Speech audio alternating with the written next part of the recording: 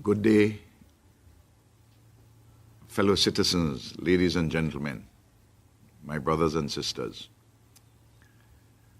I want to talk mainly to the teachers, the parents, the students, and the public servants of all categories. I want to have this conversation because of what I've read in the newspapers, what I've heard on radio, that the Teachers Union and the Public Service Union have agreed to have a day of protest to withdraw their labor on Tuesday next week, Tuesday the 13th of October. I first of all want to say that I'm very disappointed that this action has been announced. The action is ill-advised, and I will suggest why it is ill-advised. I want to address this issue under two headings. First of all, the process by which this decision has been taken. And I'm not talking about the internal processes in the Public Service Union and the teachers. That is the matter for their members to address. I'm talking about the process between the unions and the government as employer, the government representing the people of St. Vincent and the Grenadines. So that's the first point, the process point. And the second, I want to address the issue substantively. And of course, I want to appeal to the teachers and the public servants not to stay away from work on Tuesday. It's not in the interests, I submit, of themselves, not in the interest of the country, not in the interest of the people of St. Vincent and the Grenadines, and insofar as those involved in the educational system are concerned, not in the interest of the parents, and certainly not in the interest of the students. First, a backdrop. The Teachers Union and the Public Service Union have been engaged, their leaderships have been engaged with the government at the highest level, with me, in a discussion about salary increases. The last year of a salary increase was 2011. So there has been no salary increase, save and except for the increments, the annual increments, and I will come to that shortly, for 2012, 2013, 2014, and 2015, 4 years.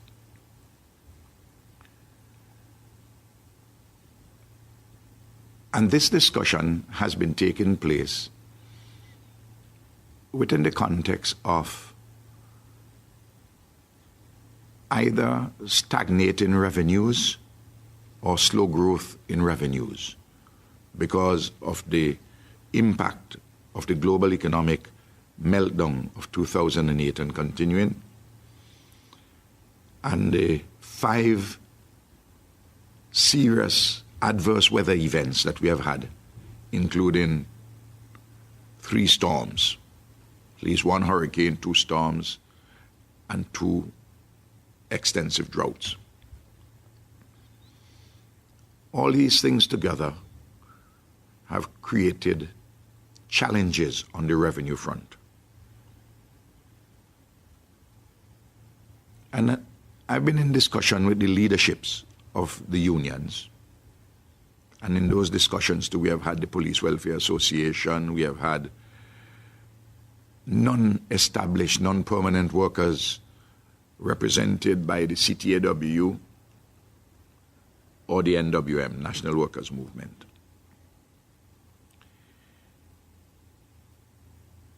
The last discussion we had was in July, where I reviewed for them the half-yearly performance of the government's fiscal situation. That is to say, I went through all the revenue items and I went through all the expenditure items. And I showed them that we are having a small deficit on the current account,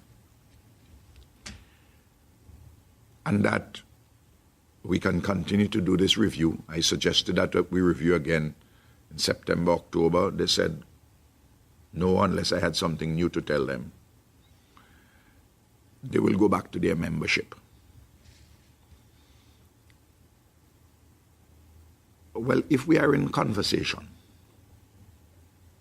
and whatever process you have gone through with your members, and they decide that they're going to go on a strike, I would expect, given the discussions that we were having, you will come to me and say, listen, let us talk again. This is what our memberships have told us in general meetings.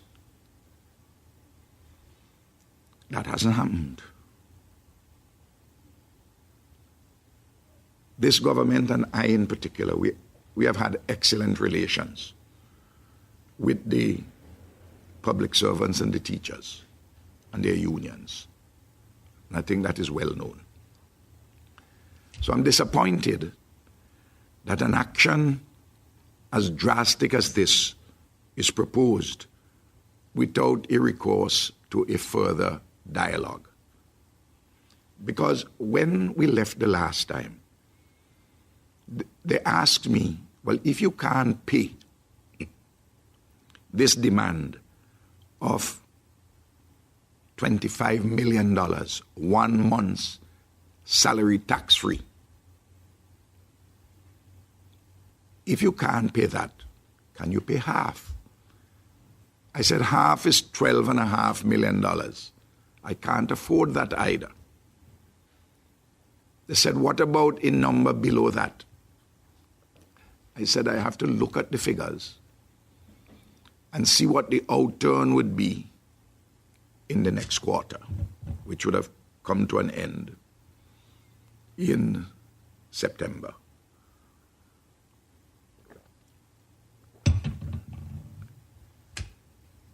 They know that I will do my best. And all the teachers and all the public servants and everybody in this country know that Ralph would do his best. After all, this is a Labour government. Now, it is easy to say 1 month's salary tax-free. But in real terms, it amounts to about 8.5% salary increase.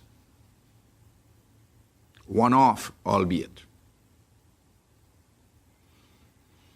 Now, that is a hefty increase, even if one-off. You look around the world, there's nowhere people getting those increases. Inside of the Caribbean itself, workers are being laid off, public servants and teachers. We are not doing that here.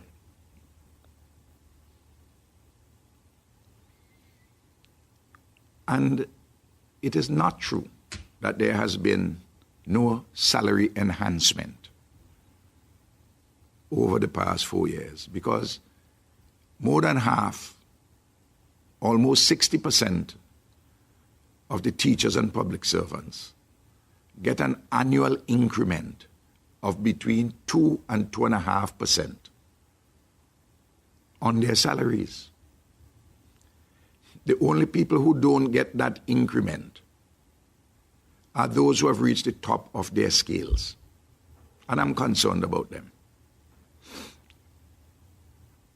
Because it means that if they're at the top of the scale, they would not have had any salary enhancement over the last 4 years. It is no comfort to them that people who are in public assistance, who are worse off than they are, have not had an enhancement on their benefits since 2011 also. I think we always have to put things in balance. Now, only St. Kitts and Nevis and St. Vincent and the Grenadines, only these two countries in the Eastern Caribbean Currency Union maintain annual increments for public servants and teachers. The others have done away with them. There are persons, the IMF, everybody who comes here to advise, say, do away with that. I said, no, I'm not going to do away with that. The other matter of concern to me with a one-off increase is this. You have people who are 52 years of age, who in 3 years' time would be retiring. Persons who are going at 60, who are 57 now, who would be going. A one-off benefit is always useful, but clearly what is better is if persons were to get something on their salary, because it will then be cumulative for any further increases and would also be for the benefit of their pension and their gratuity. And I am concerned about people who are retiring and when they reach retirement age. Because people are living much longer than ever before. And as a policymaker, I can't be just concerned about now for now. I have to be concerned about people of this country and their future. Now, the teachers and public servants have not done badly under this government since 2001. In fact, comparatively, they have done quite well. And I want to focus first on the teachers, or mainly on the teachers, since they're the ones, at least their leaderships, have been putting forward the most advanced arguments. And let me look at some of the statistics in this regard.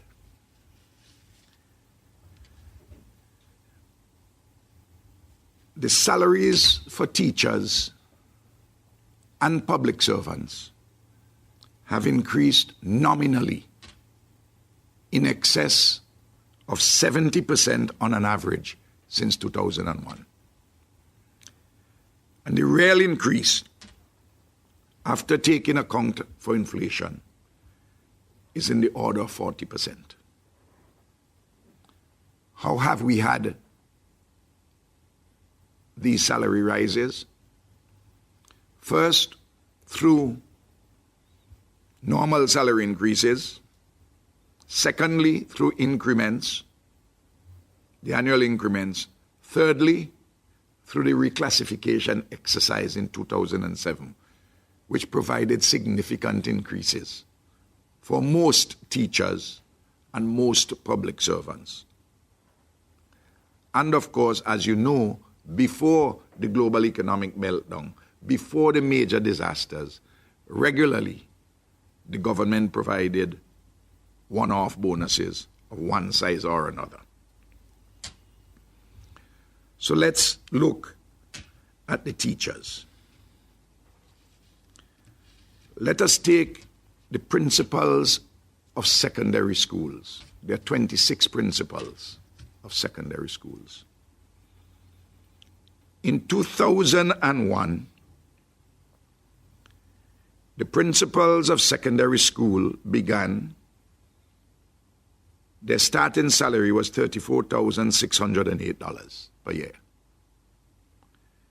Their starting salary now is $59,688 a year, an increase of 72.4%. I want to see this further. And I put all the principals there. But before the reclassification, the headmaster and the headmistress of the grammar school and high school, respectively, were in a category by themselves. But the reclassification, we brought all the principals up to the level of the grammar school and high school. This is why they have received increases of 72.4% over the period. Now, properly speaking, while everybody deserves more money because they're doing good work, all the teachers, we have to make sure that we could afford it. And one of the reasons why I did this for the principals of secondary school in this way is because the research has shown that quality leadership in schools and quality teaching are vital to improved performance of students. So that is why we did that. I'm coming now to principals in primary schools, and there are 60 of them.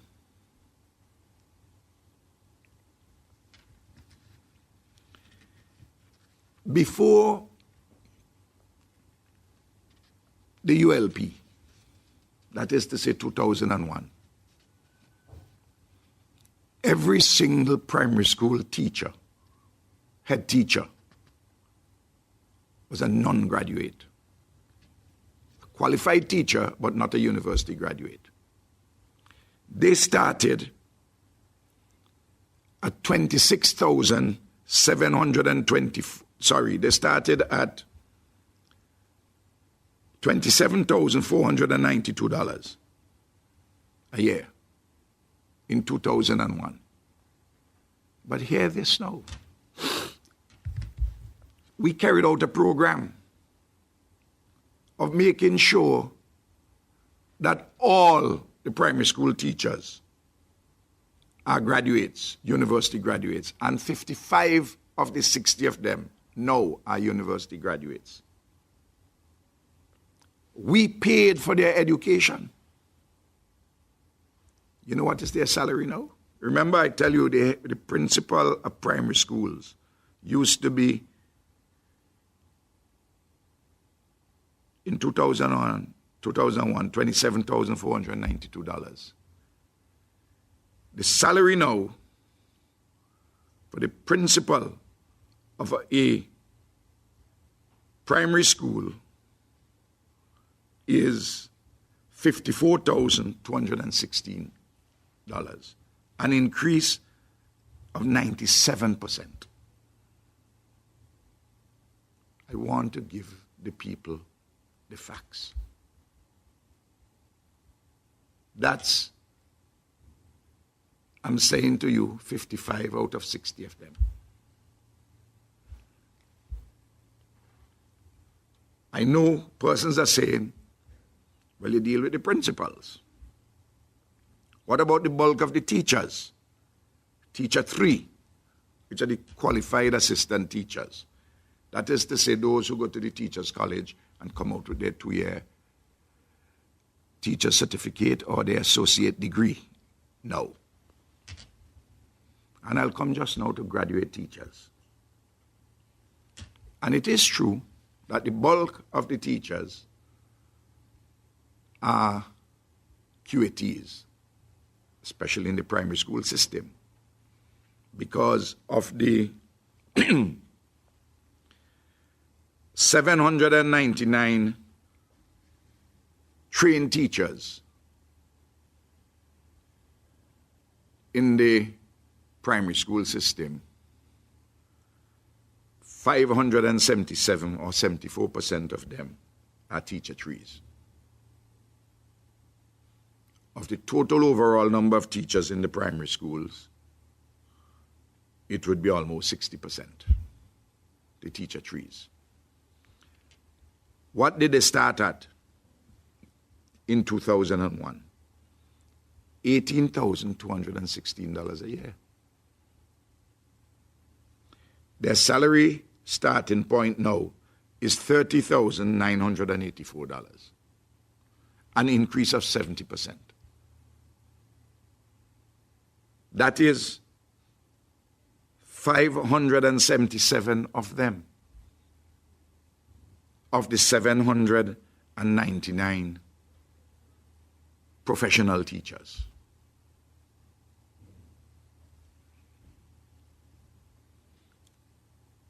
I want to make the point too that some of them, because they're also, many of them, because they're graduate teachers, they also get an allowance for that. I'm just dealing with the basic salary.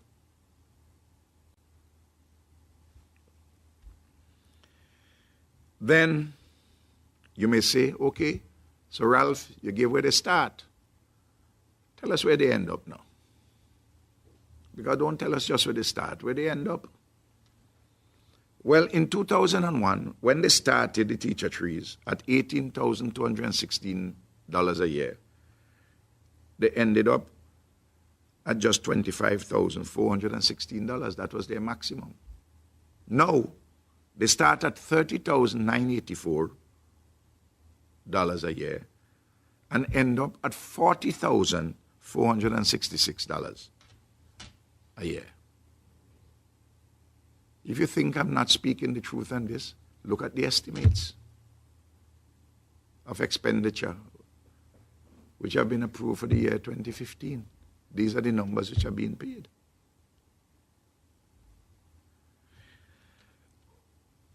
Okay. What about teacher 4 and teacher 5?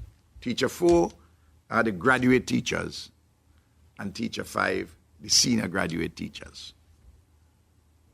No. In the primary school system, you have 97 teacher 4s. And the senior graduate teachers, you have 65. The truth is that we need to have more senior graduate teachers, and I intend in the new year, in the budget, and I'd indicated that to the teachers that I will increase that number. I want to see if I could increase that number to, say, 100. Why I say that? There are some people who have been around for years who should be senior graduate teachers, but because there are no vacant posts, the education revolution has turned out so many experienced teachers as university graduates that put their head up against the fact that there are just 65 senior graduate teacher posts. So we need to expand that number, and I intend to do so. But let us look at their salaries. You notice, I want the teachers I'm talking to, the parents, the students, the public servants, the whole community, to see the balanced manner in which I'm approaching this question, and the way in which they must know that we have done a great deal for the teachers, And there's more which I have in the pipeline doing, but I am constrained by the fiscal situation, which is not news to anybody. Because I've spoken about this thing all the time, and the world knows about it, because the world experiences these difficulties, these challenges. Teacher 4, sorry, I have a cold, and I apologize if I'm not as clear sometimes. Teacher 4. In 2001, they started at $23,172. And they start now at $37,116, an increase of 60%. And teacher 5, they started at $27,472 and end up now at, no, sorry, teacher 5 started at $32,412 and end up now, they start now, sorry, at $48,864, or over 50%. So you notice, teacher 5, the increases are over 50%. Teacher 4, over 60%. The bulk of teacher 3 is 70%. The principal primary schools, who are now mainly graduates, 97%. Principal of secondary schools, 72%. Now, the teacher 2 and teacher 1. Teacher 2 are really those persons with their A-levels. Teacher 1 are those with CXCs who go into the teaching system. But invariably, they're there for a very short period of time. They go to teachers' college or they go to university. So they're not around for any particular period of time. So I'm dealing with the professional teachers. Now, I want to indicate what has been happening in the schools.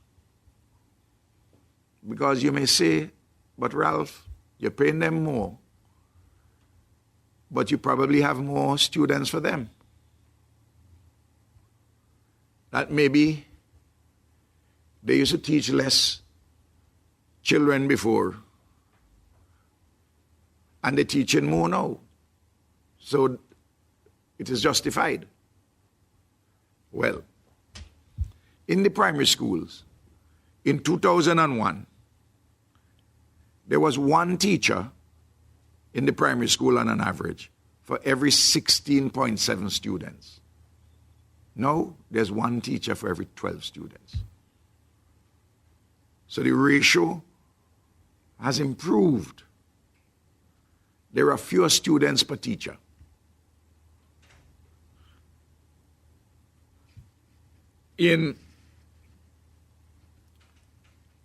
What about the amount of money which we spend on primary education?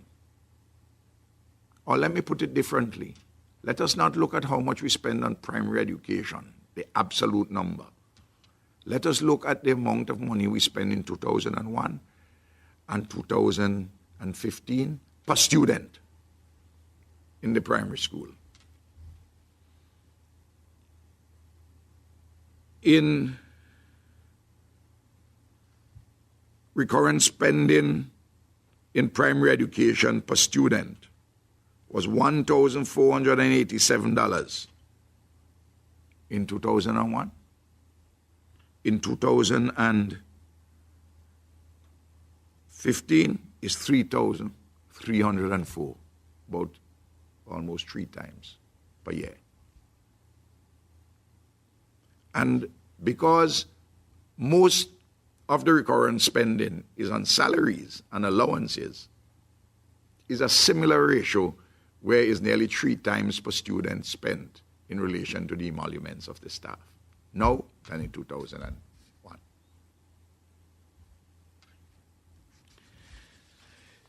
In the secondary school, the story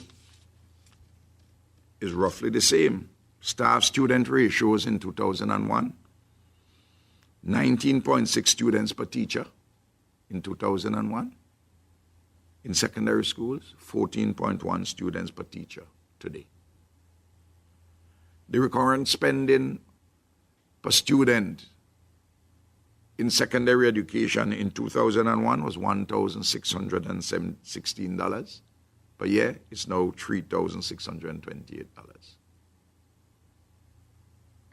So we're spending a lot of money, more money, recurrent on education. We're making the plant better. You see the number of schools which we have put in. New schools, better facilities, information technology. Now what about other benefits? We introduced the 100% mortgages for teachers and public servants across the public service, and the teaching service. Persons have benefited from this, including persons who have also gone and benefited from the low and middle income housing program of the government. In the old days, a young teacher, a young public servant, couldn't own his or her house. Now they go and they take the 100% mortgages. And they pay for it. And by the time, certainly in their 40s, they'll finish pay off of their house. As distinct from long ago, not so long ago, when they started to own their house in their 40s and early 50s and had to pay for it in their retirement years. And then you had 4 teachers in the primary school in 2001 being university graduates. The teachers who have come out of the primary school, you have over 600 of them are university graduates, and several of them have gone into secondary education to teach. A lot of people don't know this. People in the private sector marvel at something I'm about to say this. Teachers and public servants, if you're working for 3 years with the government, you're eligible to study leave to go to university. In Trinidad, I'm told it's 7 years. Here is 3 years. And you may ask, okay, you give them leave, so what happened? But when I give them leave, when we in the government give them leave, and they get leave as a matter of course, through the Public Service Commission, when you go to study, the government pays you your full salary for the first year and half a salary for your second and your third year at university. And it's only 3 years for a degree program at university. So on top of you getting scholarships or assistance in one way or another, you're getting your salary in full or in part while you're studying. We have made sure through our tax system to help the working people of this country so that you have more money in your hand.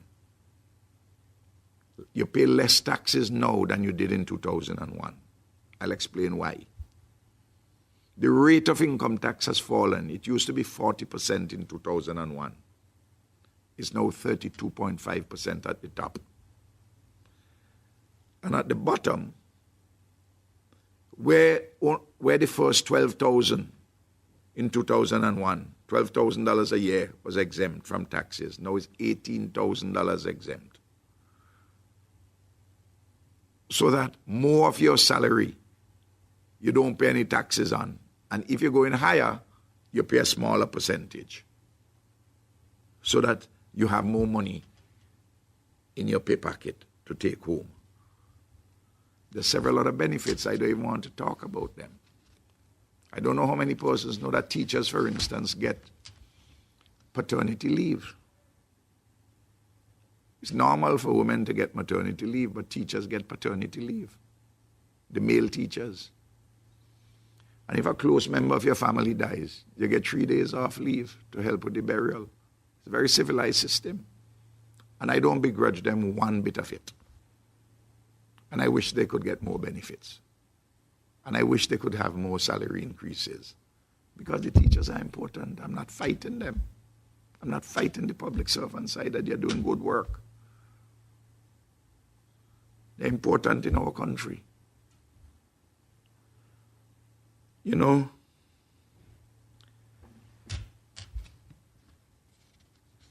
I tell you this, personally, it hurts me when I see that I have done, and this government has done so much for teachers and for the education system, to see this action proposed. It pains me. I'm not fooling anybody on it. I'm telling you. Now,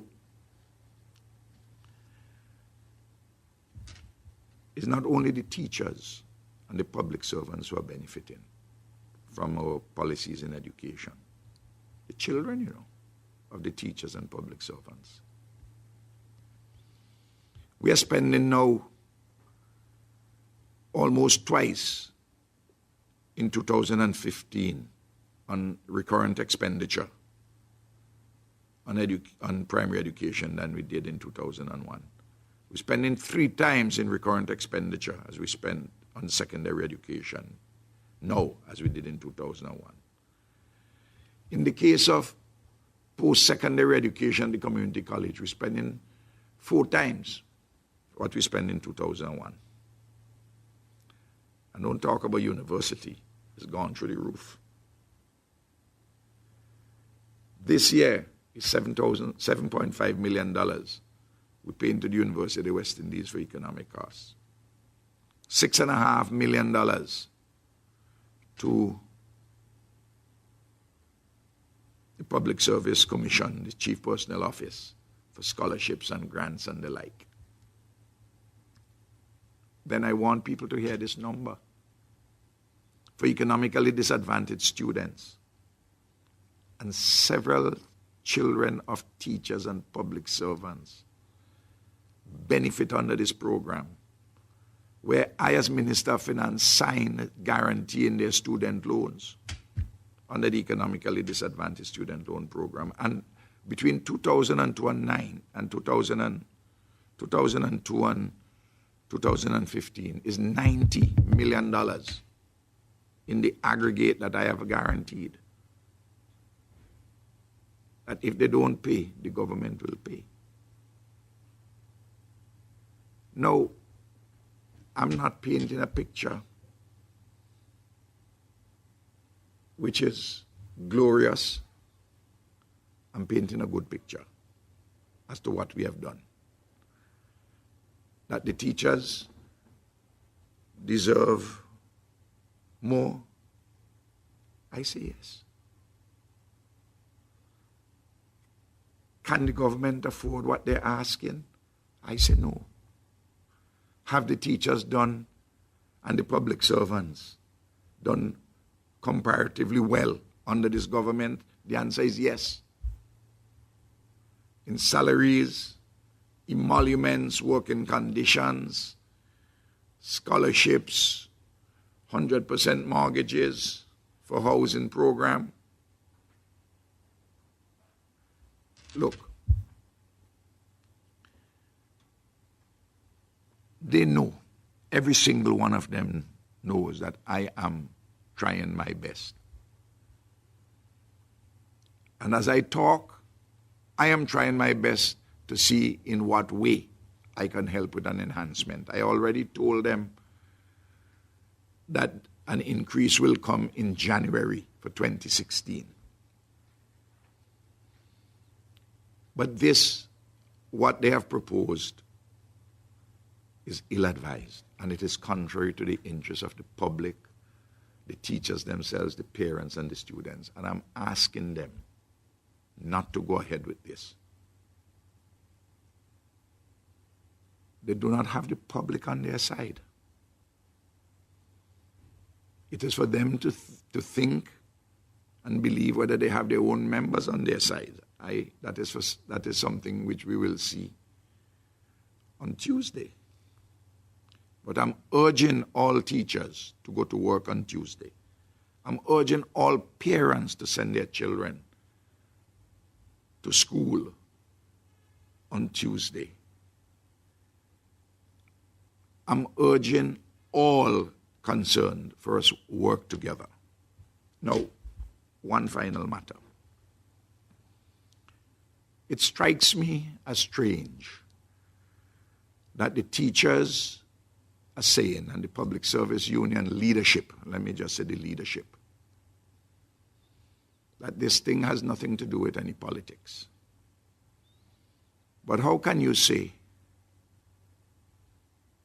it has nothing to do with politics, but you're making your demand and say you must be paid this $25 million before election? What is election? A religious activity or a political activity? Huh? I allow people to ponder on that matter. I'm not casting any aspersions against anybody. But I do not live on Mars. And the people of St. Vincent and Grenadines live on the real earth.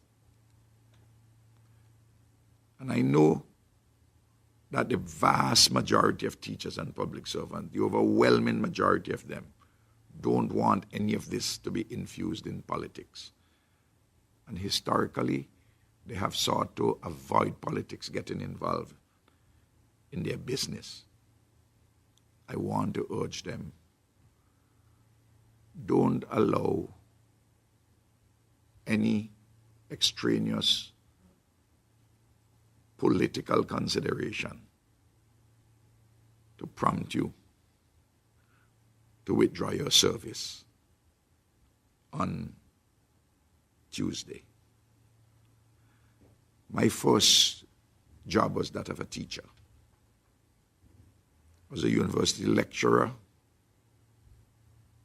after I got a job as a secondary school teacher when I left school, grammar school. As a university lecturer and a visiting professor. Teaching is my first love. I've been Prime Minister now for 15 years. And I've worked well with the teachers and the public servants. And I have no beef with them. I have no quarrel with them. I don't intend to have any quarrel with them. They know that in me, they have a friend as Prime Minister as they have never had in the history of this country. They also know that nobody on the horizon to be Prime Minister is as good a friend of theirs as Ralph is. So those are the ways in which I want to put this question. And I repeat my plea. Please, teachers, go and teach our children. Public servants, come and do the work which you have been paid to do.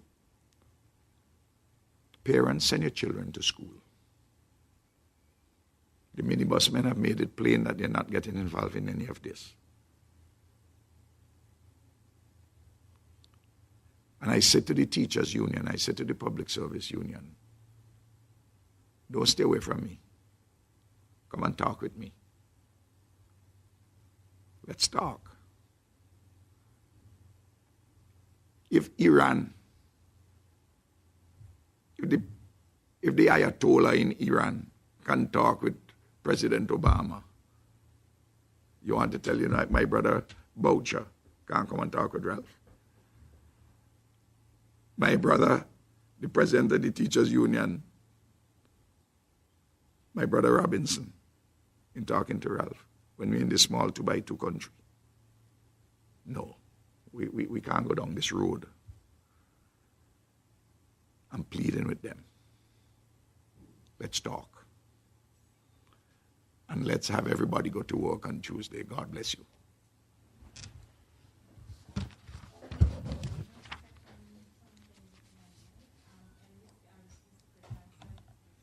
Yeah. Yes. How was that? Hmm?